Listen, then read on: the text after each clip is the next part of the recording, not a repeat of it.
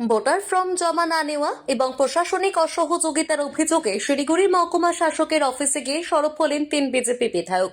বুধবার শঙ্কর ঘোষ, আনন্দময় বর্মন এবং দুর্গা মুর্মু একযোগে গিয়ে বিক্ষোভ দেখান।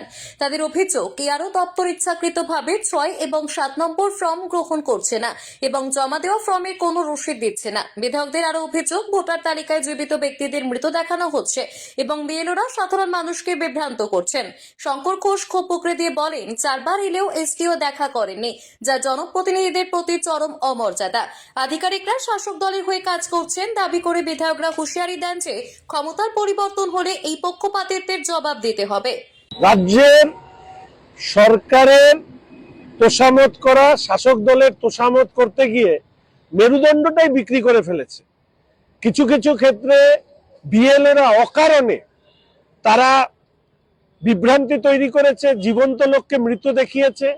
আবার এর পাশাপাশি এখন 6 নম্বর 7 নম্বর ফর্ম তারা রিসিভ করতে তারা তারা অস্বীকার করছেন, অ্যাকনোলেজমেন্ট দিতে চাইছেন না।